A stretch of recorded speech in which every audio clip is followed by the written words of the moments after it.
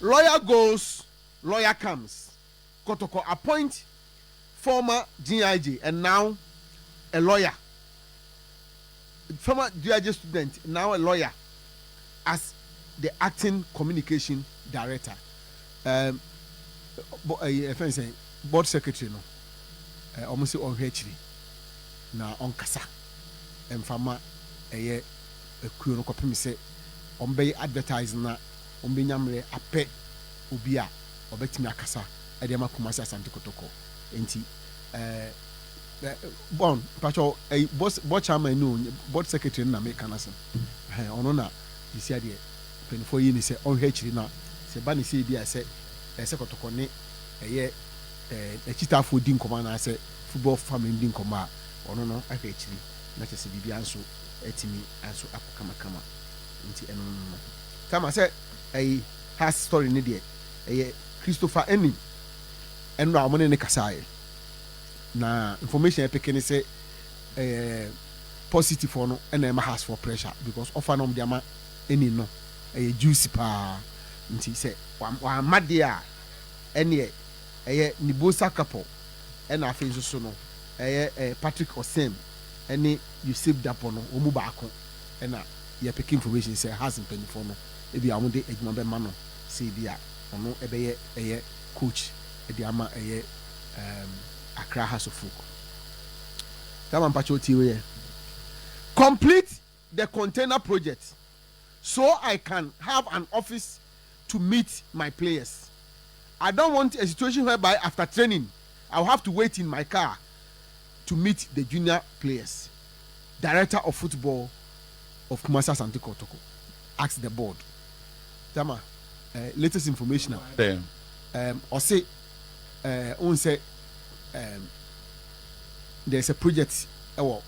Kadakoja na ekoswana the idea no was to house the players no after training be our person wo ho no mo onko fie na say person be bit my house wo mo baby a ombenya washroom omwi ombet ma hohoro ho asa na so be kofi so awakọ ene empokra no gym ne sa no mani nyina no say sa project na astol kakra na oba ya okokohwe ho no se obi so mse na we dia no mso we na se na we na nke ye senka buta ese no so we penifo hwe no nyama no na ono wie anopa no training players senior players ni wi a ese onya office obetena ho no mo a so pese player bia play bi person meeting ni no di nkomo bibia ni a enkoye sa afi na obekọ de ho kwada so ho na o play akọ no obehia no ho no mo na ono nkomo de bia ono mo di bia na ono wedi at the same time so no wo ba bia obetena de atwen junior players no be train no so otima san so a observe wo mo nyese bia we train no na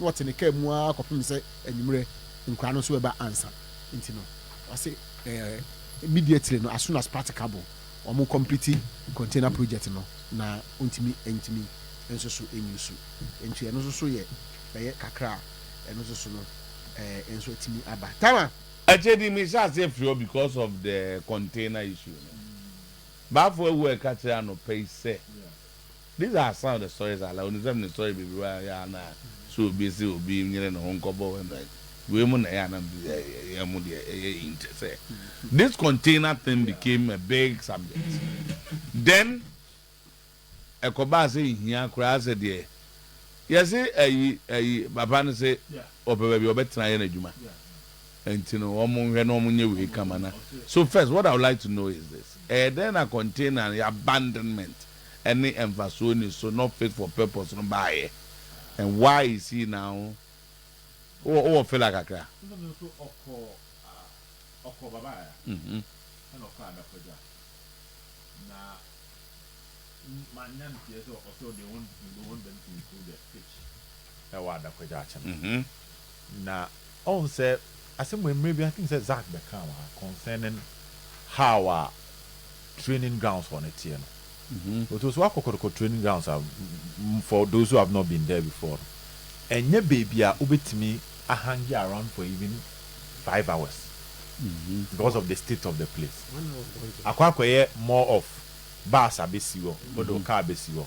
Why you training a way now oko. Sana hona kwa and tese baby a obekwa office ni aso wa be adwuma nka senti evan se nka or your paha. Can't say maybe a studio you will. We are now. Your program we are now. You don't even have an office to even stay. There's no conference room. Because you're quite departmental meeting being poor, which to some extent is wrong and promote to a human send opposite human call. But we also check approaching most of these training facilities are. For instance, even South Africa, Krani and Desa. Baby, some training. It's a complex on its own. Players will be beat me arrest the crowd for the meantime. Baby, beat me about maybe a tennis be snooker be. Maybe they can shower down. They have a conference room that they can even go and sit there and play games. It's like yes, it's a place on its own. You see, I can say training 3 o'clock. No, my bad. We training now. There's nothing again because there's some crab. So, penny by no say there be. For the meantime, but yet me cast a moon developers and your many. So after looking at the container project, he felt that something within a month or even less, where you can have offices, the restroom na the two cano, maybe a place bit me a banibia or my trainer we know an office for the coach. Well, it was steady. I mean, like container project. There in the room. Oh, say rooms. Oh yes, me to a also. I've made remu pen. Oh yes, at remu say ni opposite in one long room kakra. No wakakra. And some other ones na. Bed sisi one. There na bed sisi but a long room. Send you one saw there over complete some of these things. No, I put me to that level. Come to so shana. Se koji to crave training. No person in the technical team for new meeting now. Either say that out in our training grounds on a some try meeting. Now we see you. Now we're not what is the problem with it? Personally, I think say be a bit of reinvestment to complete certain things. Also, me to IMC the now so show more approach ni be na omo diska e de be adwuma.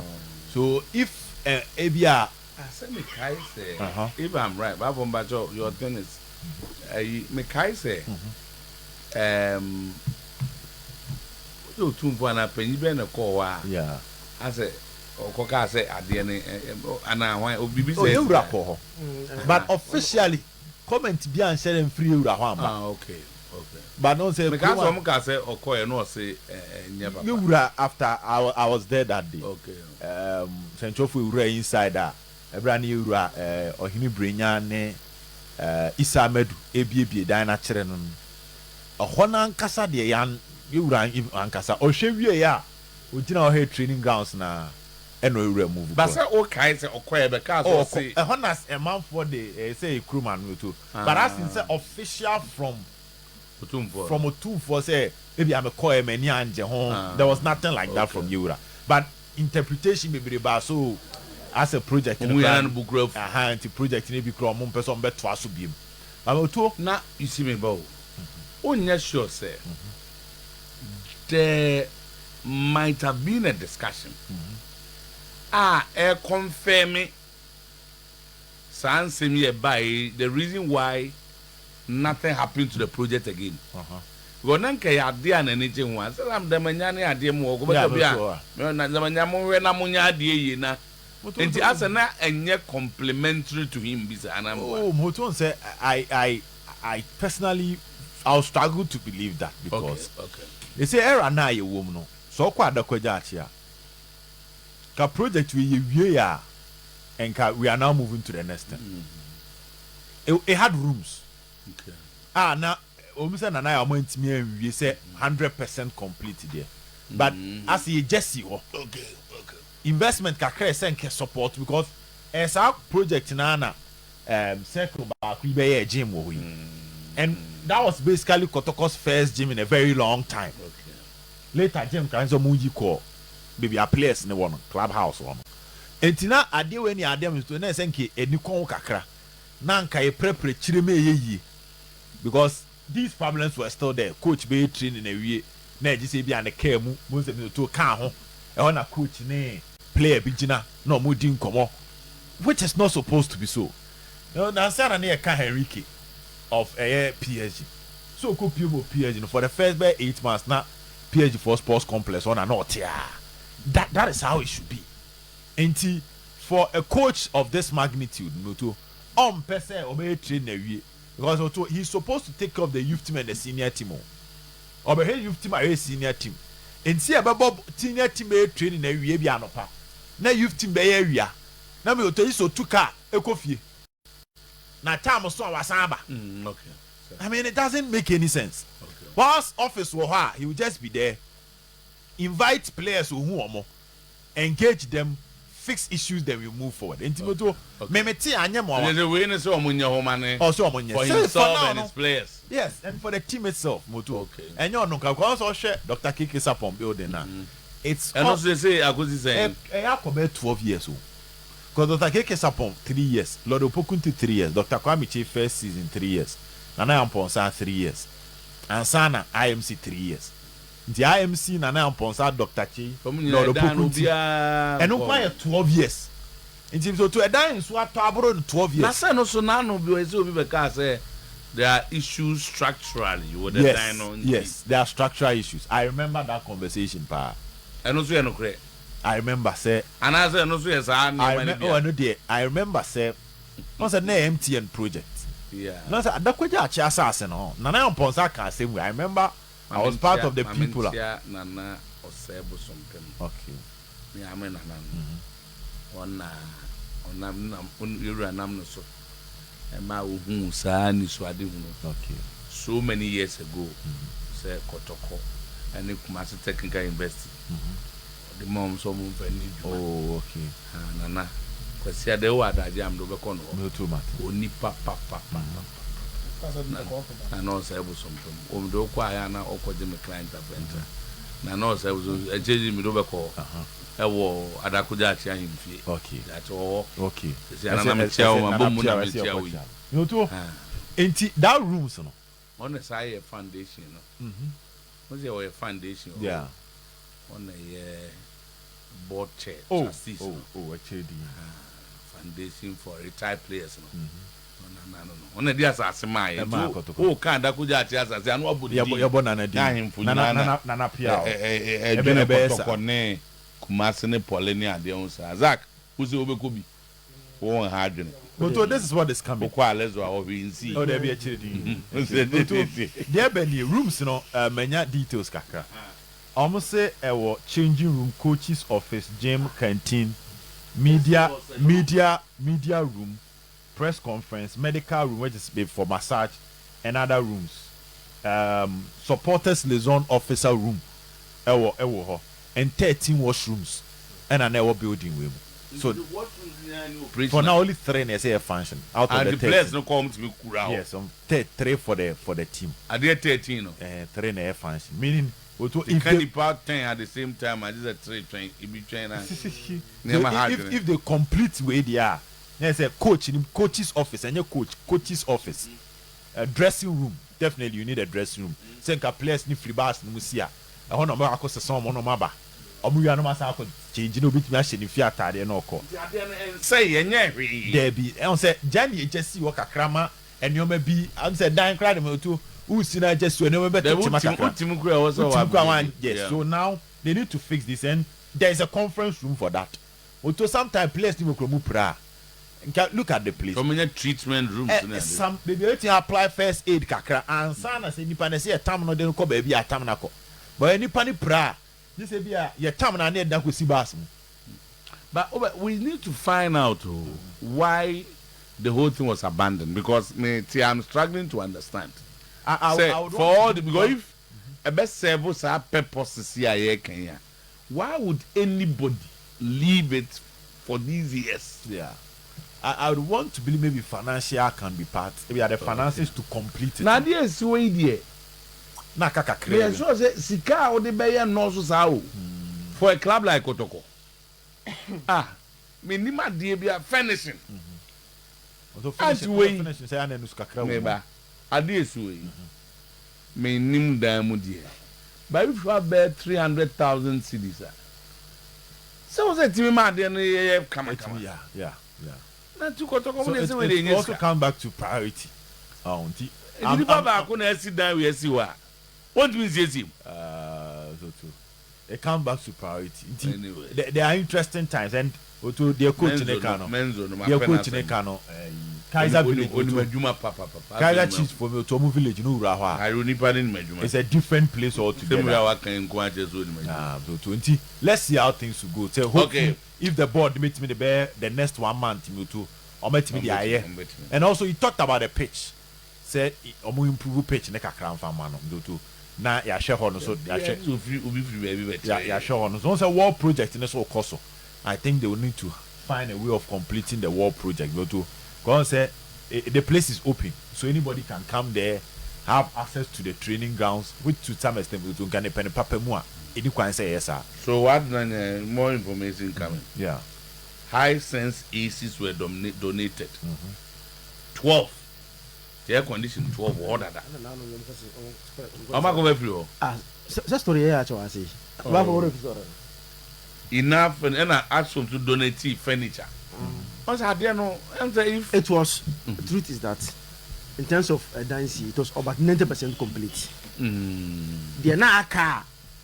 The place was operational. The place was operational. Administration now they were running the administration from the place. Now if you know of Nanaya office wow sign is be from that place. Announcement be from that place. And that's a Ghana idea could no. It was operational. Now can you make a crabby just add then they are good to go. So container am why no yeah, you tell me about Adewe and Bia and no back way hinty. Okay, there now, so called honorable. Yes, there was no official communique. But of you are Nipa Mudi Chekobino. I don't make a say, yes, see, this not fit for purpose. I didn't your cry. I don't standard. It became huge. It became huge news here. Okay, I say, when you know, and then we can say because of River Continental Opportunity. Yampana 70. Now, IMC for what they have against the name of it wasn't IMC, but as at that time, not they have not been appointed. He went there. Don't change. They will have seen to it. Say, you better also use the I'm wondering that visit was immediate.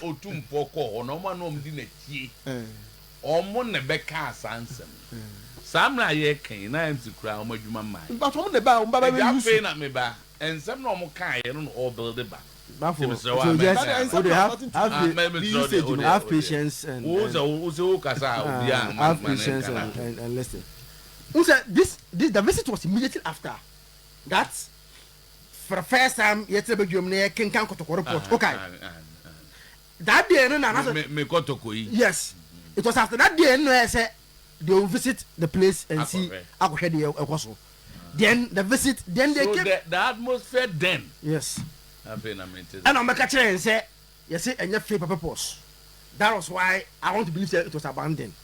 Now, so if what follow football, Ghana footballers and a football team, you're running as a full-time job. If you are a footballer, you are a full-time employee of the company. And it's that time now, I'm going to players and I will check for no. I'm going to cast a training down. Yes, I can't training. Sometimes you have to be there 3 hours before the training because you go there. Sometimes you go there massage, gym, physio. You meet the coach when you have issues. So yeah, it's upon training. Until I have full time. Upon work of you. Bagani and Yanasa.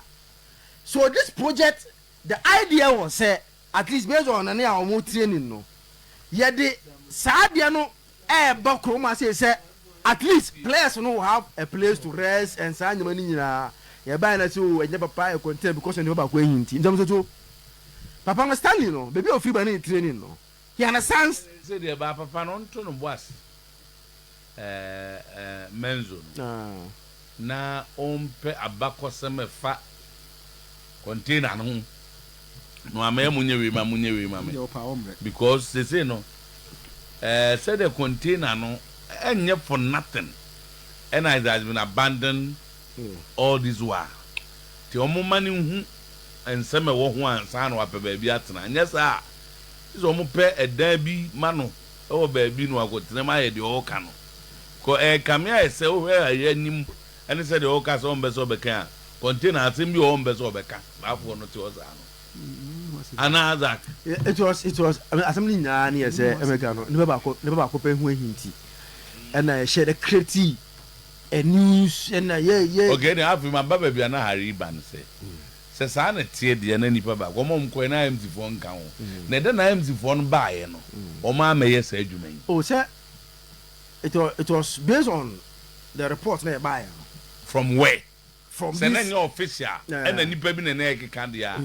Say IMC no would have then We have the videos here. I mean why the producers no. We can nice and can be discussing pull up. Look at mama say those that day no baba is and co and a call. Nipa omukasa after this visit. And then some omukachire and say ya catch omo say ni say na tie enu ntina. In your follower. You understand? Eti I want to believe say papa na kan go to Usha nyama ya wo no nyina players no am very comfortable. Now what order? Me wura inside. Okay. But I've seen it. I mean me wura any of the rooms be anyway. I think say based on papa no experience and Nejuma why outside no. He knows say in terms of IMC phone no use washrooms no. No, they are still using it. Say omo use. 3 out of 13 omo use. And just imagine them to obeba anopa there is table tennis, there's one they can play a tininka omoba no pa and can ya afena about 2 aside from tininga. They come there in the morning by 8 they are at their workplace. Man cause who feel on bebre special because I know there go ade bia metutu obi anima no pa bi and obi ade me ko fa obi ade na obi ayi ba ye wan wabre ya obeda. So okay. It was a very good idea. See, I'm happy. My happiness is that the man finally said upon all the crucify the project is now becoming very useful, very important. There's nothing on waka. Where will be his office? Because any proper bonia no tifu bonus no demand the office to be there. Because we are training now, or it should be he has to discuss on office. Zito beka same way say. But nka ano it nke ngomu yusu a sad nancy say oko ebi ana omoda no nkomodi die bi play bi nkomo and e kofa we buy no kofa wa nka ye you just call a play to his office obi ante hwe but because no play na di nkomo no office bi anti no oko omo fie ho and kofa issue buy I think it's good finally the man is being vindicated. A message no be dima se Obed or say se oka adakoja to project na ma on tu kwan kwa bichiri enko pe mfato ho no ngo be no e ofan ni nchire po man to be ono mtie adwuma o si bibia wo ho no ono mtie adwuma no na aka ubeka kire se didi draman ya no pe wi ati so kodware o pram atade ba anya una na no answer the back obi the message aba answer the back right is a message no obi ba yanka na it's one that functional that on so there Kingsley the other any no me just say pobima no boy so now the nka onimu a pobima omo so te oye ombibia o sa place no kwa no pa e bibia na se place ho no motie the place live there okay bibia you have everything meeting conference room ho no mo na aboche for de kunya ba ya esika ba say NCC for no koto nkunya and pobima for the any and na no so mo de anya container no say omo use different prefab so we use different prefab. And any prefab. Any ABI prefab, just that prefab there are differences. Okay. And one. The from Kingsley message also the anything. Natama, coach Noko Ejuma. He's going to spend almost the whole day. Now when you baby who created discomfort man. Now what then who da? Oh, me the who da. Where room? Nimu emba mehu. Oh, okay. Makwa koto makwa de jam. So any coach in the adwene.